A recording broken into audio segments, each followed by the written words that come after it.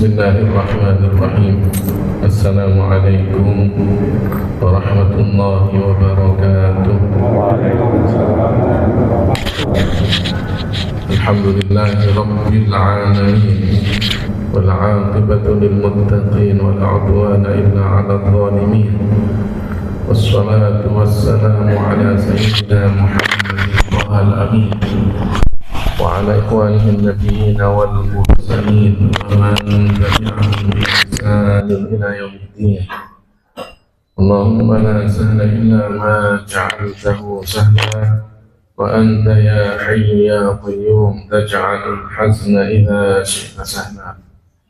Allahumma 'allimna ma yanfa'una wanfa'na bima 'allamtana wa zidna ilma wa na'udzu bika min hali ahli nar. Amma ba'du.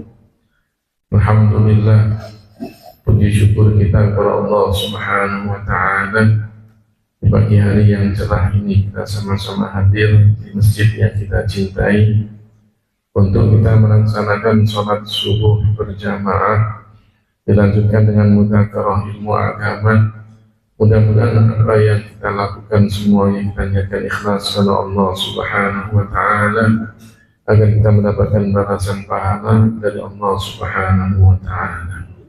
Salawat dan salam semoga tercurahkan kepada baginda kita Nabi Muhammad sallallahu alaihi wasallam, orang yang sangat kita cintai, orang yang sangat kita rindukan, orang yang sangat kita harapkan kelak syafaatnya pada hari kiamat. Mudah-mudahan kita senantiasa istiqomah menjalankan ajaran Rasulullah sallallahu alaihi wasallam, menerapkan syariatnya agar kita semuanya kelak kita dikumpul karena Allah dengan beliau baginda kita Nabi Muhammad sallallahu alaihi wasallam. Para jamaah yang dimuliakan oleh Allah Subhanahu wa taala, saya mengingatkan pada diri saya dan semua yang hadir untuk sama-sama kita niatkan ikhlas karena Allah taala, dan kita niatkan i'tikaf selama kita berada di dalam masjid. Islam mengajarkan kita untuk beribadah dengan benar, karena setiap ibadah yang kita lakukan pasti ada tujuan dan nilai-nilai tertentu di dalamnya. Setiap ibadah yang Allah wajibkan kepada kita, setiap ibadah yang Allah perintahkan kepada kita, pasti di samping ada nilai-nilai ibadah sebagai bentuk ketaatan kita kepada Allah, juga ada nilai-nilai sosial di dalamnya. Bahkan ibadah sholat yang kita lakukan setiap hari 5 waktu, jika kemudian kita melakukannya dengan benar, maka ibadah sholat ini bisa berpengaruh terhadap akhlak kita, terhadap perilaku kita. Inna sholata tanha 'anil fahsya'i wal munkar. Sesungguhnya sholat itu bisa mencegah dari perbuatan keji dan kemungkaran. Bagaimana sholat? Kita sholat, bagaimana bisa kemudian mencegah dari perbuatan keji dan kemungkaran? Artinya, sholat yang dilakukan oleh seseorang dengan benar, dengan ikhlas, dengan khusyuk kepada Allah Ta'ala, menjadikan nilai-nilai ikhlas, khusyuk, dan kebenarannya itu jika kemudian dipraktekkan di luar sholat, menjadikan orang ini apa? Baik budi pekertinya, jauh dari perbuatan keji dan kemungkaran. Ini yang dimaksud inna sholata tanha 'anil fahsya'i wal munkar. Sesungguhnya sholat bisa mencegah dari perbuatan keji dan kemungkaran. Artinya apa? Jika seseorang itu sholat dengan benar, benarnya sholat sesuai dengan rukun dan syaratnya. Ada syarat, ada rukun. Syarat itu apa? Sesuatu yang wajib untuk dilakukan untuk sahnya sebuah ibadah, tapi bukan termasuk bagian dari ibadah tersebut. Itu namanya syarat. Wudu, syarat sahnya sholat, ya kan? Bersuci dari hadas, dari najis, syarat sahnya sholat, ya, syarat sahnya sholat. Tapi wudu dan bersuci ini kan di luar sholat. Sebelum sholat hendaknya kita melakukan apa? Wudu dulu. Kalau tidak, langsung tiba-tiba sholat, ya nggak sah sholatnya. Ini syarat sahnya sholat. Sebelum kita sholat, maka kita harus membersihkan najis yang ada pada pakaian, pada tubuh. Bahkan kemudian menghilangkan hadas, baik hadas besar ataupun hadas kecil. Maka apa? Ini yang dikatakan syarat sah. Sesuatu yang wajib untuk dilakukan untuk sahnya sebuah ibadah, tapi tidak termasuk bagian dari ibadah tersebut. Adapun rukun itu apa? Sesuatu yang wajib untuk dilakukan agar sah sebuah ibadah dan termasuk bagian dari ibadah tersebut. Rukun seperti apa? Baca Al-Fatihah, rukun sholat. Menghadap kiblat, rukun sholat. Ya, gerakan-gerakan seperti ruku, sujud, duduk di antara dua sujud, ya, duduk tasyahud akhir, itu namanya apa? Rukun sholat. Ini termasuk bagian dari sholat. Jika tidak dilakukan, orang sholat tapi tidak baca Al-Fatihah, maka tidak sah sholatnya. Orang sholat tidak menghadap kiblat, maka juga tidak sah sholatnya. Orang sholat tapi tidak kemudian ada rukuknya, langsung tiba-tiba sujud, juga tidak sah sholatnya. Ini namanya rukun. Sesuatu yang wajib untuk dikerjakan sebagai sahnya sebuah ibadah dan termasuk bagian dari ibadah tersebut. Namanya rukun. Di samping syarat dan rukun itu ada yang namanya syarat diterimanya ibadah. Syarat diterimanya ibadah. Ibadah sholat, syarat diterimanya, ya, diantaranya apa? Hendaknya ketika dia sholat, niatnya ikhlas karena Allah Ta'ala. Ini, ketika dia sholat, niatnya ikhlas karena Allah Ta'ala, bukan untuk dipuji oleh orang lain, bukan dengan niat riya.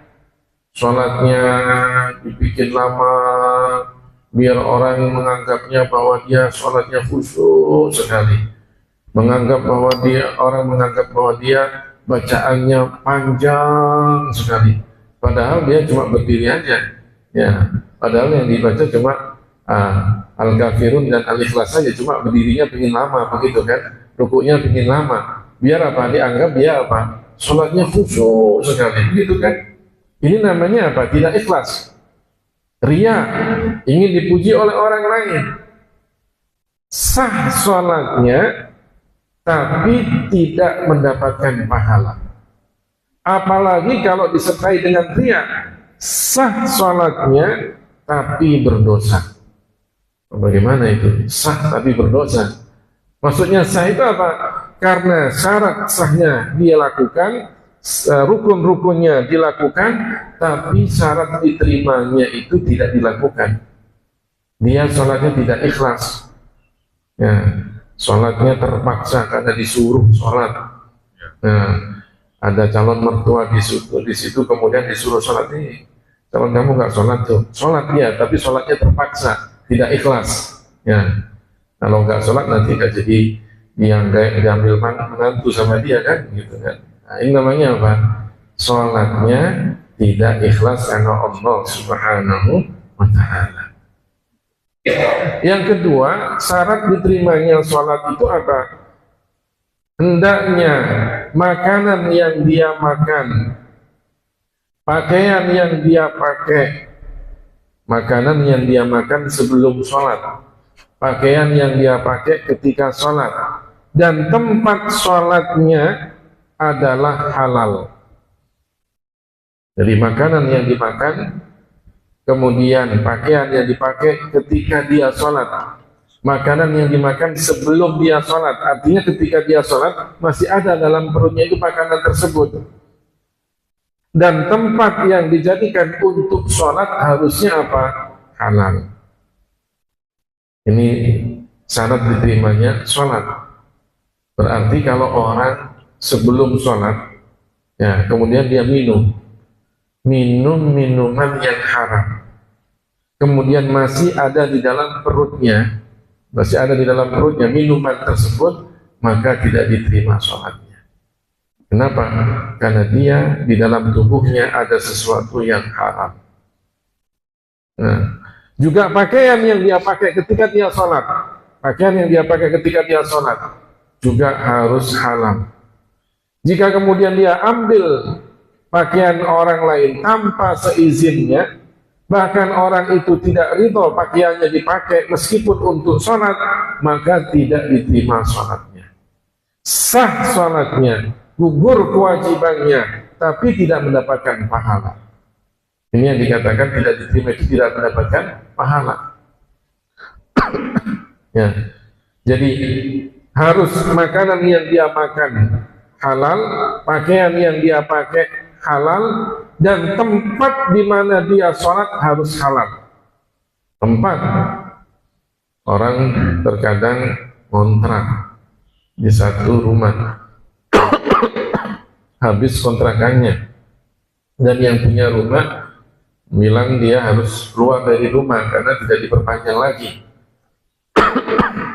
Kemudian orang ini tetap aja di rumah tersebut, dan ketika waktu-waktu sholat tetap saja sholat di tempat tersebut. Berarti apa? Dia sholat di tempat yang tuan rumahnya tidak ridho dia berada di situ, kan? Sah sholatnya, tapi tidak mendapatkan pahala. Makanya hati-hati, jangan kemudian nanti kan saya sholat, ya bukan nanti kita sholat, ada syarat diterimanya. Ya, oh Allah kan maha tahu. Iya, Allah maha tahu, cuma kan ada aturannya. Subhanallah, sampai kemarin saya mengisi alumni SMA Negeri 26, alumni tahun 71 sampai ya 80-an gitu. Ada di antara mereka yang bertanya, Ustadz, apa yang dinamakan imsak di dalam puasa itu? Ya, imsak itu artinya kehati-hatian, peringatan. Padahal adapun puasanya dimulai dari terbit fajar ketika waktu subuh tiba. Tapi imsak itu untuk apa? Memperingatkan saja. Ya, memperingatkan saja. Berarti kalau ketika imsak masih boleh makan, boleh. Ya. Nah, berarti kalau kita ini pakai ambil kesimpulan sendiri. Kalau kita kesiangan, nah, kemudian tiba-tiba bangun jam 6, nah, itu bagaimana puasanya? Ya nggak boleh makan lagi. Kalau dia kemudian nggak niat malamnya, ya nggak sah puasanya. Oh, kalau saya nggak, Pak Ustadz. Kenapa? Kalau saya makan dulu, kemudian saya niatkan puasa. Nah, bagaimana udah selesai subuhnya kok masih makan dulu begitu kan? Ya, kan Allah maha tahu, bukan masalah Allah maha tahu. Allah maha tahu, tapi kita di dalam puasa ada aturannya. Ada orang sampai sebegitu itu ya, umur 60 tahun lebih, dia punya pemikiran begitu. Pokoknya saya bangun karena saya kesiangan. Ya, anak kesiangan ya maka saya sahur, habis itu kemudian puasa. Nah, sahur jam 6 bagaimana? Itu kan bagaimana itu ya? Orang sudah 60 tahun punya pikiran seperti itu. Kan Allah maha tahu. Iya, Allah maha tahu. Tapi di dalam ibadah itu ada aturannya. Kayak kita tadi, sholat. Ya, sholat. Kemudian makan makanan yang haram, pakai pakaian yang haram, pakai sholat tempatnya adalah tempat yang haram. Maka apa? Sah sholatnya, tapi tidak diterima. Artinya tidak akan mendapatkan pahala. Ya. Ini orang karena tidak belajar bab puasa, sehingga kemudian diambil kesimpulan seperti itu. Sama dengan ada jamaah saya juga, ya sakit dia. Nah, sakit dia harus mengkonsumsi obat, tapi sebetulnya sehat, cuma ada obat rutin yang harus dia minum. Itu pun juga mengatakan, Ustadz, saya puasa, tapi kalau siang saya minum obat. Nah, bagaimana? Puasa kalau siang minum obat. Ya, begitulah. Ya, begitulah. Orang karena tidak paham, siang minum obat, saya cuma minum obat, setelah itu saya lanjutkan puasa saya. Ya, karena saya harus rutin minum obat. Ya, tetap tidak boleh. Bagaimanapun tetap tidak boleh. Ada aturannya. Ya, dia bilang kan Allah Maha tahu kalau saya sakit. Lah iya, cuma kan ada aturannya. Kalau memang tidak mampu untuk puasa, ya Anda berhalangan. Tapi kalau mampu untuk puasa, maka dialihkan jadwal minum obatnya itu, gitu kan? Nah, inilah ya jika orang tidak belajar ilmu agama. Makanya Rasulullah SAW mengatakan, "Rubba shaimin laisa lahu min siyamihi illa al-ju' wal 'atash, wa rubba qa'imin laisa lahu min qiyamihi illa as-sahar." Berapa banyak orang yang dia anggap puasa tapi tidak mendapatkan pahala dari puasanya kecuali menahan lapar dan dahaga.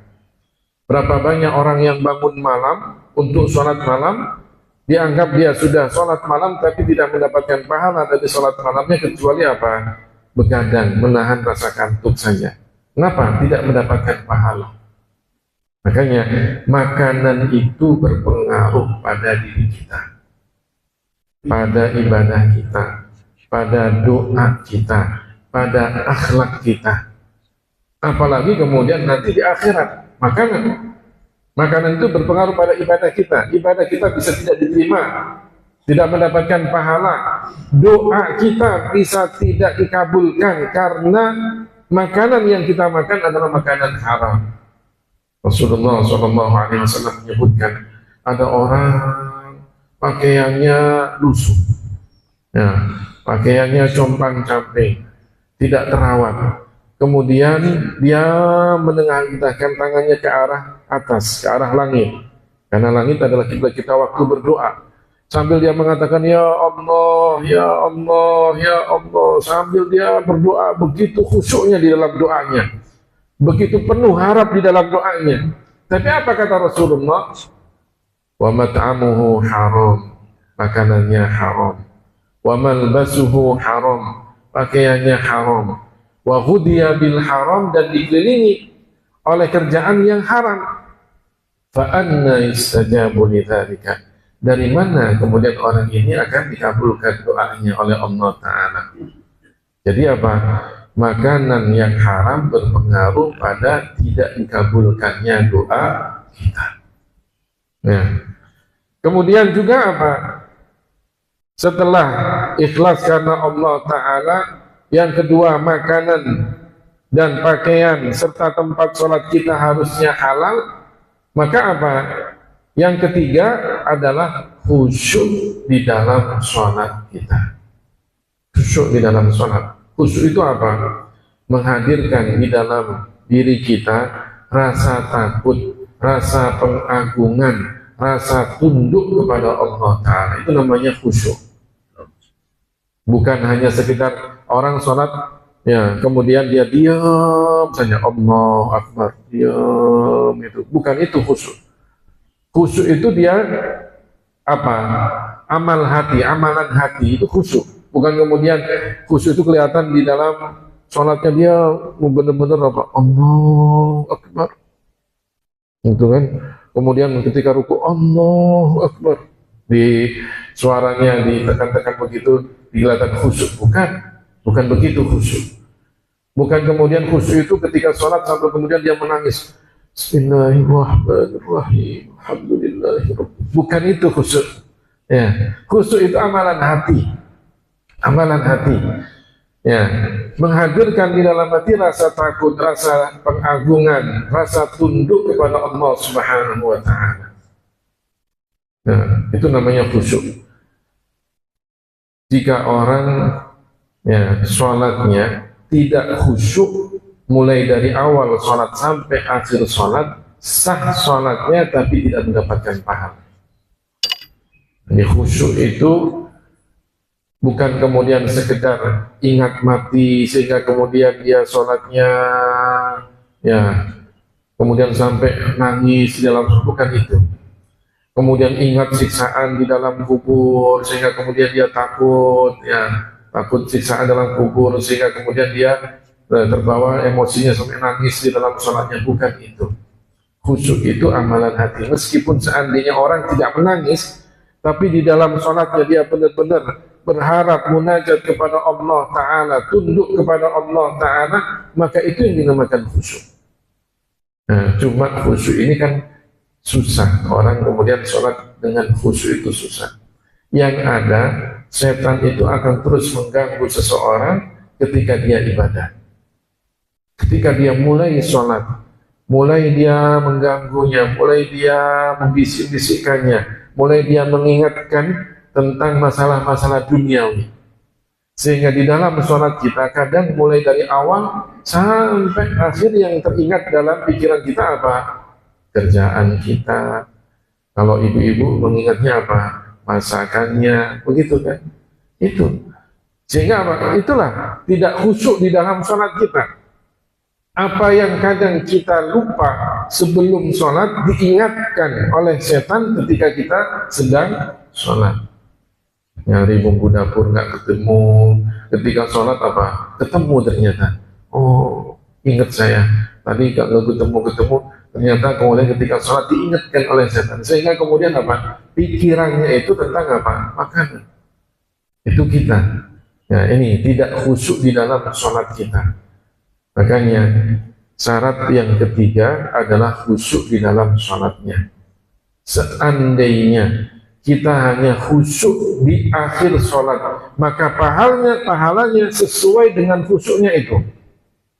Pahalanya sesuai dengan khusyuknya. Khusyuknya hanya sebentar, maka ya pahalanya ya sedikit. Khusyuknya dari awal sampai akhir, maka pahalanya banyak. Nah, bagaimana orang itu bisa khusyuk di dalam sholatnya? Banyak caranya. Ada banyak caranya. Di antaranya kata Rasulullah SAW, selesaikan urusan dunia kalian. Ketika sholat, kita semuanya selesaikan urusan dunia kita, maka apa? Ketika sholat kita tidak memikirkan urusan dunia kita. Idza hadaral asya'u wal 'isya'u quddimal 'asya'u. Jika datang waktu makan malam dan datang waktu sholat isya, maka dahulukan makan malamnya. Nah, ini kan Rasulullah mengajarkan kepada kita, selesaikan urusan dunia kalian. Datang waktu sholat isya, jam 8. Ketika itu juga sudah disuguhkan waktu makan malam. Ya. Kira-kira kalau kemudian kita sholat duluan, makanannya sudah dihidangkan, ya, kira-kira kita khusyuk di dalam sholat kita? Iya, yang terbayang di dalam benaknya, wah makanannya sudah datang, lezat sekali, begitu kan? Itu tadi kelihatan ada ya sayur asamnya, ada sambal terasinya, ada ikan asinnya, wah luar biasa itu, gitu kan? Terbayang benak di dalam pikirannya begitu terus, gitu kan? Kadang sudah makan aja masih terbayang-bayang makanannya, apalagi belum makan, begitu kan? Ini kita dianjurkan untuk menyelesaikan dunia kita. Makanya sholat itu panggilan keberuntungan. Hayya 'alas sholat, hayya 'alal falah. Ya, ayo kita sholat, ayo kita mendapatkan kebahagiaan. Cuma kadang kita ini, ya karena memang kebahagiaannya tidak kemudian langsung kita dapatkan secara materi, begitu kan? Sehingga setelah sholat langsung dibagi-bagikan materinya ini. Setelah sholat kamu dapat ini, enggak kan? Pahala itu tidak kemudian langsung kita dapatkan materi pahalanya, begitu kan? Tapi bagi orang mukmin kita yakin bahwa sholat itu akan mendapatkan, orang yang sholat akan mendapatkan kebahagiaan, keberuntungan. Inna sholata tanha 'anil fahsya'i wal munkar. Sholat yang khusyuk, sholat yang ikhlas, sholat yang benar, sholat yang dengan dia makanannya halal, pakaiannya halal, tempat sholatnya halal, maka akan bisa mencegah dari perbuatan keji dan kemungkaran. Ini setiap ibadah di dalam agama Islam itu ada nilai-nilai sosialnya. Dan nilai sosial itu terkadang bisa apa? Menjadi tolak ukur diterima atau tidaknya ibadah tersebut. Jadi, kalau kita kemudian orang sholat, rajin sholatnya, kemudian ternyata akhlaknya baik, maka itu menjadi tanda bahwa apa? Sholatnya diterima oleh Allah Ta'ala. Tapi orang sholat, rajin sholatnya, tapi kemudian akhlaknya tidak baik, budi pekertinya dengan sesama manusia tidak baik, kata-katanya kotor, berarti ada sesuatu yang salah di dalam sholatnya. Kenapa? Karena nilai-nilai sholatnya tidak kemudian berpengaruh kepadanya di dalam pergaulan dia setiap harinya. Sama dengan ibadah haji.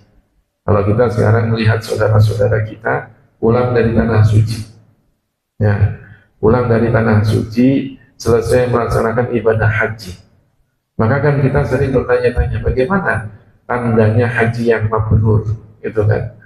Karena haji yang mabrur kan balasannya surga. Tanda-tanda dari haji yang mabrur bagaimana itu?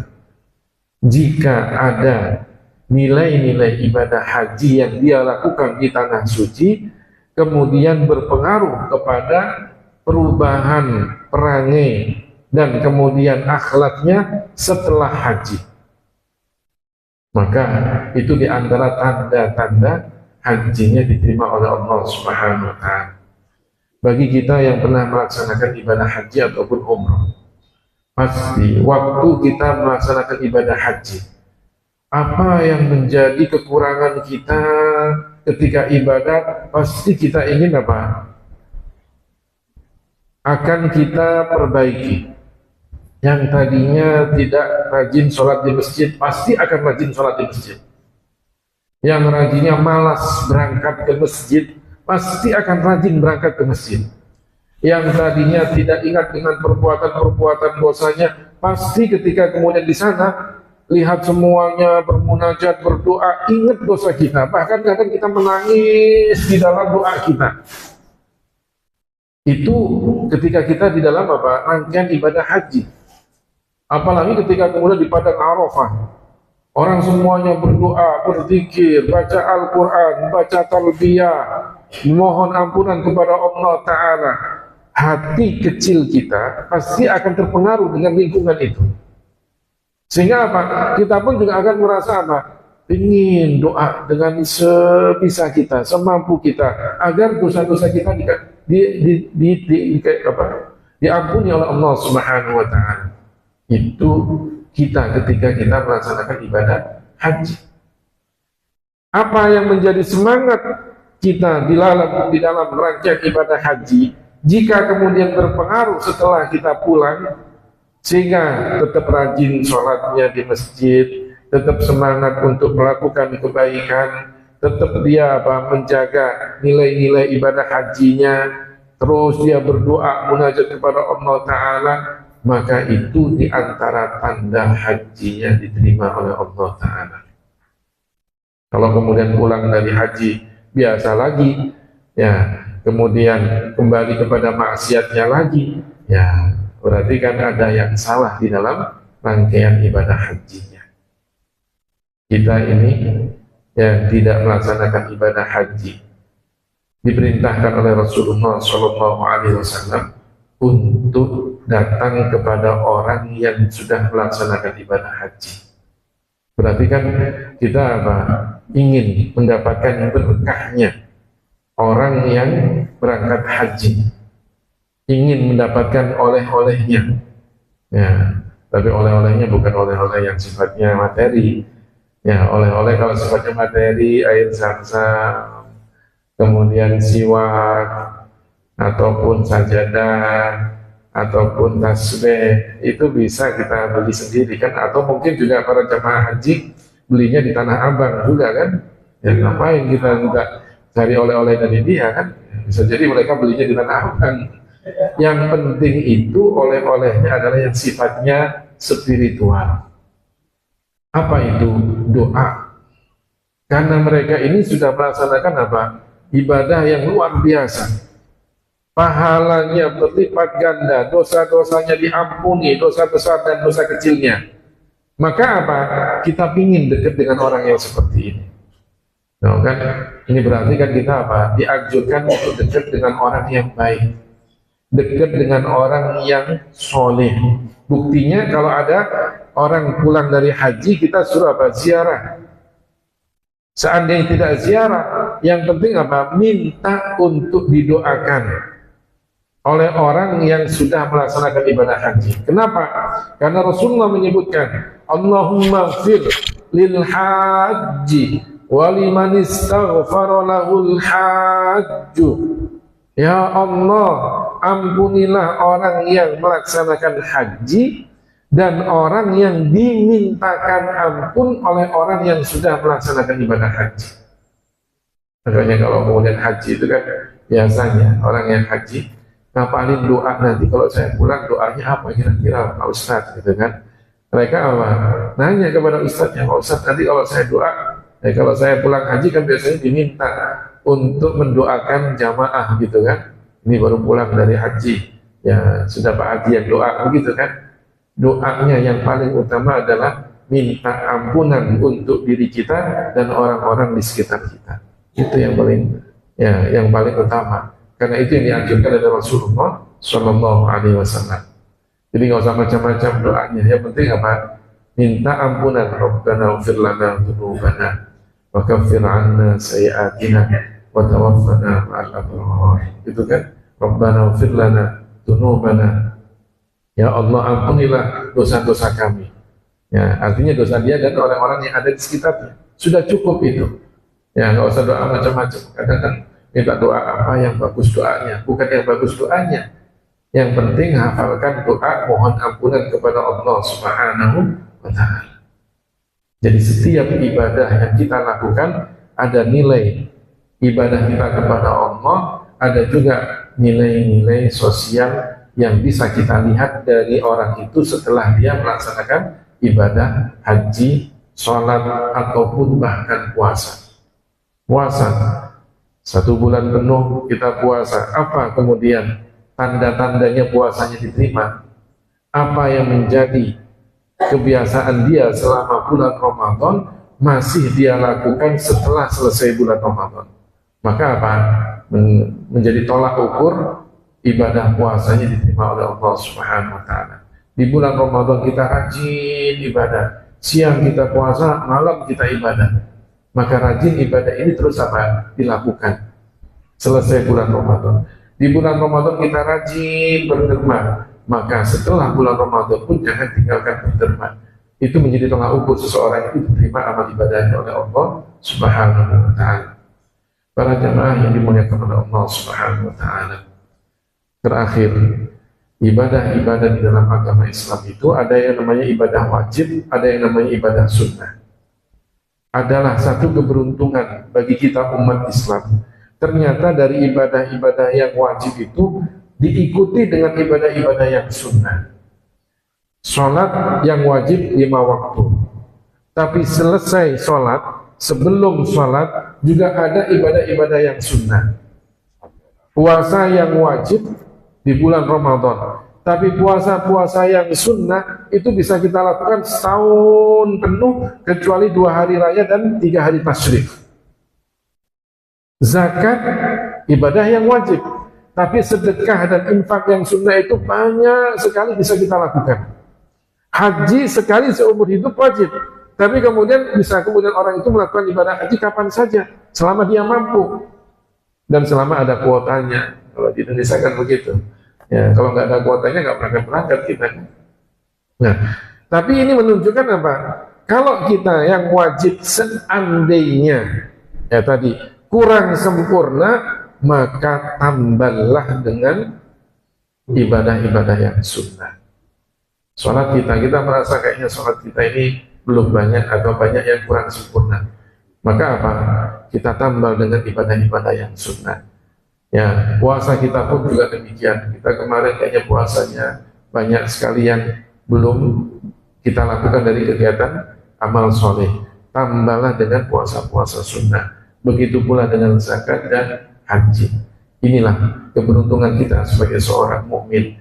Ada ibadah-ibadah sunnah yang bisa menambah pahala kita dari ibadah-ibadah yang wajib yang mungkin kurang sempurna. Karenanya kita jangan tinggalkan ibadah-ibadah yang sunnah, terutama yang sunnah muakkadah, sunnah yang sangat dianjurkan oleh Rasulullah SAW. Ya, sunnah yang selalu atau sering dilakukan oleh Rasulullah SAW. Itu namanya sunnah muakkadah. Di dalam sholat sunnah qobliyah ada yang muakkadah. Di antaranya apa? Qobliyah subuh. Itu muakkadah. Ya, menjadi pahala, kita akan mendapatkan pahalanya ya lebih baik daripada dunia beserta isinya. Ini namanya apa? Sunnah muakkadah. Kalau kemarin kurban itu sunnah muakkadah, sunnah yang sangat ditekankan. Kenapa? Karena Rasulullah sering melakukannya. Apa yang menjadi kebiasaan Rasulullah dari sunnah-sunnah muakkadah ini, maka hendaknya kita lakukan. Di antaranya apa? Sholat malam, sunnah muakkadah. Puasa Senin dan Kamis, sunnah muakkadah. Ya, sunnah-sunnah yang selalu dan sering dilakukan oleh Rasulullah SAW. Mudah-mudahan kita semuanya mendapatkan taufiknya Allah Subhanahu Wa Taala sehingga kita senantiasa istiqomah dalam ibadah, baik ibadah yang wajib ataupun ibadah yang sunnah.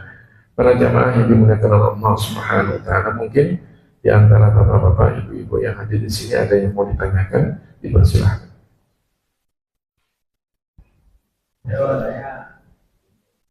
Silahkan. Terima kasih Pak. Assalamualaikum warahmatullahi wabarakatuh. Waalaikumsalam. Terima kasih Pak. Kaitannya dengan berpengaruh pada perilaku dan rezeki dan Iya. Ya, mohon maaf ada yang kelewatkan tadi. Jadi makanan halal, makanan haram, minuman halal, minuman haram. Ya, makanan haram dan minuman haram ini berpengaruh pada perilaku seseorang. Rasulullah SAW menyebutkan dalam sebuah hadisnya, kullu lahmin nabata min suhtin fannaru awla bihi. Setiap daging yang tumbuh dari makanan-makanan yang haram, maka dia lebih dekat ke arah neraka.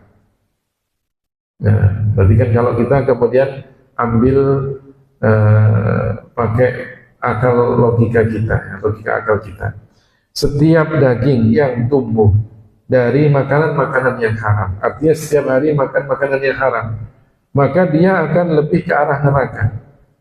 Kan tidak langsung serta-merta masuk neraka, begitu kan? Ya, ada pendahuluannya. Kenapa orang ini masuk neraka?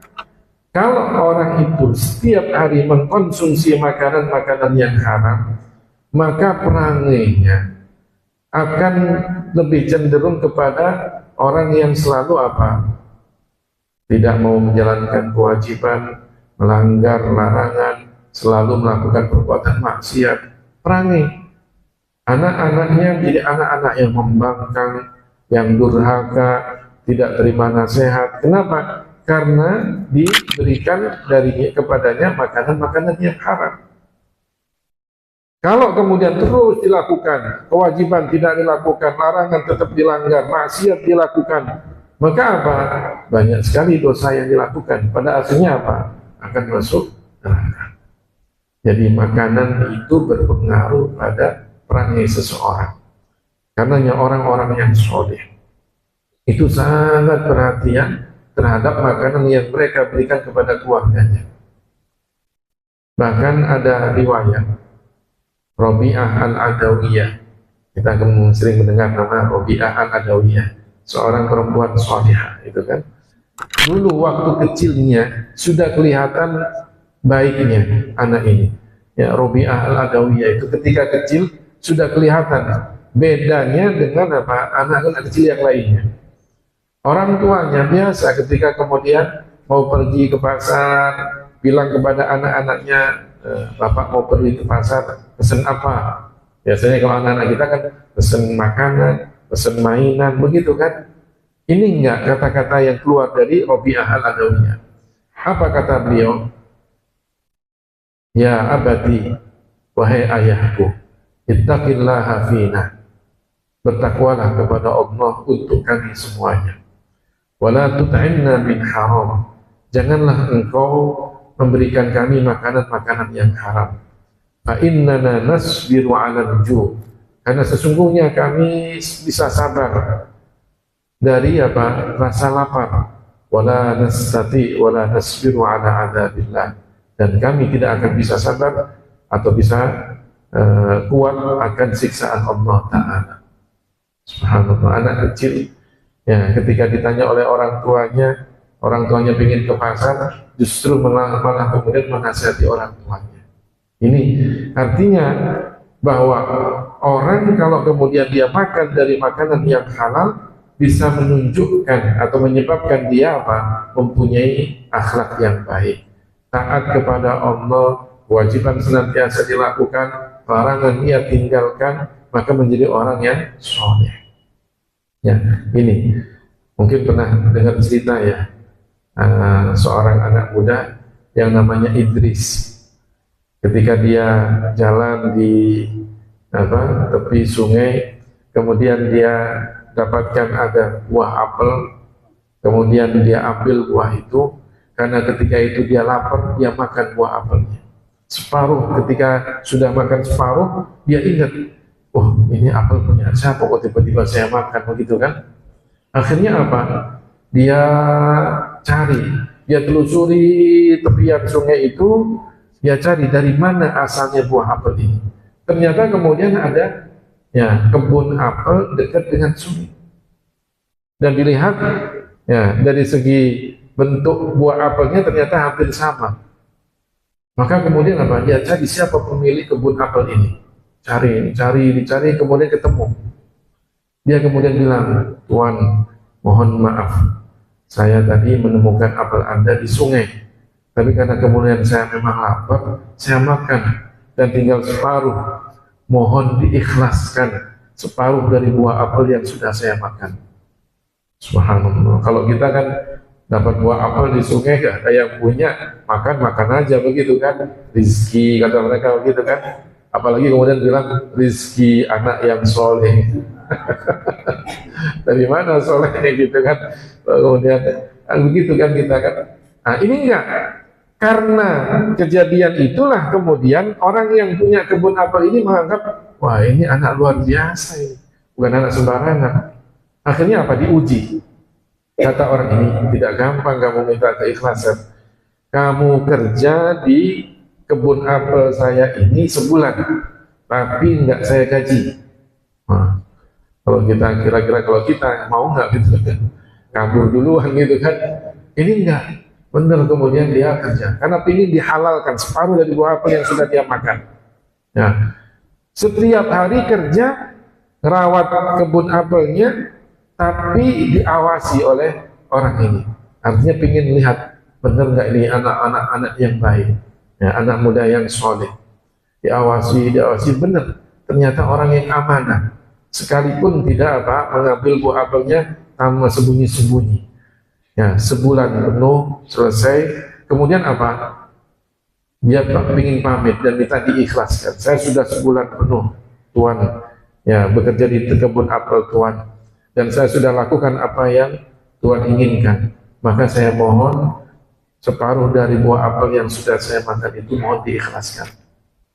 Kata bapaknya ini, oh masih ada satu syarat lagi. Kata Idris, apa itu? Kamu harus nikahin anak saya. Anak saya buta, tuli, dan pincang. Kira-kira bagaimana itu? Kalau Idrisnya orang jamaah al-iman, udah gak mau itu kan. Ya Allah, nasib masa gara-gara setengah buah apel harus nikahin perempuan yang begitu kan? Adalah, karena kalau memang itu nasib dia kan, sudah takdirnya Allah, maka kemudian dia terima, diakadkan. Ya, akad juga nggak harus kemudian wanitanya harus keluar kan, yang penting kan ada walinya, kemudian ada calon mempelai laki-lakinya, diakadkan. Selesai akad kemudian apa? Disuruh masuk ke ruangan, ya, yang di situ ada anaknya. Masuk ke dalam ruangan, dia dapatkan perempuan yang cantik, tidak buta, tidak tuli, dan tidak pincang. Keluar lagi Idris. Ya, kalau kita seandainya punya istri begitu, masuk kamar nggak keluar-keluar kalau kita kan. Ini keluar lagi dia, bingung, tanya kepada mertuanya, katanya istri saya ya buta, tuli, dan pincang, tapi saya dapatkan di dalam itu perempuan yang cantik sekali dan sempurna badannya. Apa kata orang tuanya? Anak saya buta karena matanya tidak pernah dipakai untuk melihat hal-hal yang haram. Jadi wanita yang di rumah saja. Anak saya tuli karena telinganya tidak pernah dipakai untuk mendengar hal-hal yang haram. Anak saya pincang karena memang kakinya tidak pernah dipakai untuk berjalan ke tempat-tempat yang haram. Wanita yang sholihah. Subhanallah. Jadi orang tuanya benar-benar mengamati Idris ini ya untuk dijodohkan kepada anaknya yang sholihah. Maka apa? Idris yang sholih dan kemudian perempuan yang sholihah yang dua-duanya menjaga diri dan makanannya. Nah, kemudian mereka berdua menikah dan lahirlah seorang anak yang namanya Muhammad bin Idris Asy-Syafi'i yang kemudian mendiri madhab Syafi'i. Subhanallah, dari kedua orang tua yang soleh dan solihah lahirlah anak yang soleh, yaitu siapa? Al-Imam Syafi'i. Itu di antara cerita bahwa makanan itu bisa apa? Menyebabkan seseorang itu menjadi baik akhlaknya, baik budi pekertinya. Kalau makanannya adalah makanan yang halal, ya saya kira itu. Ada yang lainnya? Sebentar yang di belakang atau? Waalaikumsalam. Mengenai disiplin sholat, kita di sini alhamdulillah berada saat yang garis sudah bagus. Kemudian kadang-kadang kita menemukan yang sholatnya agak belakang, apalagi pakai sejadahnya itu memang ya. Saya cuma pengalaman itu gimana Pak Ustaz, kalau mengganggu jamaah yang di belakang sehingga dia merasa berpikiran terus itu jadi promosi soalnya. Nah, di situ saya menemukan di masjid lain bahkan nggak ada jalur seperti ini, tapi begitu lurus dan rata. Nah itu pun gimana Pak? Iya. Kesempurnaan sholat itu, kesempurnaan sholat berjamaah itu bisa dilihat dari shaf yang lurus. Shaf yang lurus itu adalah apa? Tumit bagian belakang itu rata. Kalau bagian depannya kan tergantung kakinya, ada yang panjang, ada yang pendek kan. Tapi tumitnya itu bagian belakang rata. Jadi yang dilihat adalah tumitnya bagian belakang. Maka kalau memang dilihat bagian belakang tumitnya pasti apa? Ya sudah, shafnya itu harus rata, jangan kemudian ke belakang, lebih ke belakang lagi. Sama juga ketika kita sholat, dalam sholat yang ada shafnya ini, maka jangan kemudian sujudnya lebih daripada yang sudah ditentukan. Ya kalau meskipun kita ingin ambil sunnahnya, tapi kalau sujudnya lebih kan mengganggu yang di depan. Hal-hal semacam ini bisa mengurangi apa rasa khusyuk kita. Kadang memang begitu. Itulah ya setan itu kan. Bikin orang ingin kemudian sholatnya dia leluasa, maka kemudian agak mundur karena mungkin dia lebih tinggi begitu kan, atau sajadahnya lebih lebar sehingga dia lebih mundur lagi gitu kan. Nah, setan senang gitu kan. Nah, nanti yang lainnya akan terganggu sehingga kemudian sering mengamati orang ini orang bagaimana ini dalam sholatnya begitu kan. Giliran dia yang sholat sajadahnya lebar sekali. Sehingga kemudian mengambil dari sosok yang lainnya, ngomong terus di dalam sholat, jadi nggak khusyuk kan. Makanya kita harus apa? Ketika kita sholat, perhatikan orang-orang di sekitar kita. Bahkan Rasulullah mengatakan kalau kita mau sholat, sampai bau mulut kita pun juga harus kita perhatikan. Janganlah kemudian bau mulutnya mempengaruhi orang yang lainnya, karena menjadikan orang itu tidak khusyuk di dalam sholatnya. Ya, kalau kemudian sholat Allahu Akbar, baunya jengkol gitu kan, wah, itu kan teman-temannya, waduh ini tak bener nih, baru makan jengkol, belum sikat gigi lagi. Ya, itu masih nyangkut di situ, baunya nggak sedap lagi. Ntar kalau dia mau takbir, saya mau nutup aja deh. Jadinya kan begitu kan? Ya, berpengaruh. Makanya ketika kita sholat jamaah, marilah kita lakukan shaf yang lurus, ya, perhatian orang-orang yang lain sekitar kita. Jangan kemudian kalau sujud kemudian karena ingin sunnahnya dilebarkan gitu kan, ya yang kawannya itu kan, maka kemudian lebar karena yang teman-teman yang lainnya, ya, tidak begitulah. Ya, ketika kemudian softnya terlalu rapat, terkadang terlalu rapat, maka di tahiyat akhir jangan dipaksakan untuk duduk semuanya tahiyat akhir yang sesuai dengan sunnahnya, begitu kan? Kalau terlalu rapat nanti miring ke sana, dorong temennya, begitu kan? Ya sudah, kita duduk seperti duduk tahiyat yang pertama, sehingga tidak mengganggu yang lainnya. Nah, itu ya, itu kita perhatikan. Rasulullah sangat marah ketika ada seorang imam ketika dalam sholat jamaah lama sekali. Marah Rasulullah, kenapa kamu tidak memperhatikan jamaah kamu? Di dalam jamaah kamu itu ada orang yang tua, ada orang yang sakit, ada orang yang punya kesibukan. Mereka ini sholatnya tidak akan khusyuk kalau kemudian terlalu lama, ya kan? Sampai sebegitunya Rasulullah SAW mengingatkan kita untuk memperhatikan orang lain. Silakan. Assalamualaikum warahmatullahi wabarakatuh. Waalaikumsalam warahmatullahi wabarakatuh. Bagaimana seseorang akan sholat dengan baik dengan itu? Ketika kita berangkat ke masjid, salah satu keluarga yang sakit, dan dia bisa memberikan takbir untuk sholat ke masjid, tapi dia lama-lama gimana? Oh iya. Itulah tadi. Makanya kalau kita sholat berjamaah, maka imamnya harus memperhatikan jamaahnya. Ya, jangan kemudian kita sholat sedangkan jamaahnya mikirkan orang yang sakit di rumahnya. Ya kan, berarti kan dia sholatnya pinginnya cepat gitu kan, tapi kemudian ternyata imamnya lama. Nah, kalau memang kita tahu bahwa jamaah kita bermacam-macam, ada yang sudah tua, ada yang sedang sakit, ada yang ngurusin orang sakit gitu kan, maka jamaahnya kita ringankan, ya, kita ringankan, kita mudahkan, kita percepat. Itu harusnya yang dilakukan. Ya, kalau kemudian kita ingin khusyuk, ya sudah, kita bilang memang nanti saya kira-kira sholat ya 15 menit selesai. Kalau nggak ada apa-apa 15 menit selesai. Jadi tenang aja di sini, 15 menit selesai. Ya, berarti kan waktunya agak panjang sehingga kita tidak terlalu buru-buru, ya, dan pikiran kita tenang di dalam sholat kita. Ya, jadi begitu. Ya, kita nggak lama-lama saya langsung pulang. Gitu kan. Ya.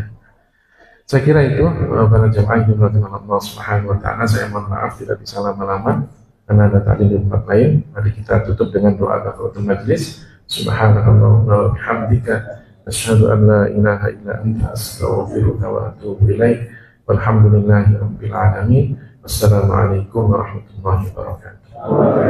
Yang subscribe semoga rezekinya berlimpah, amin.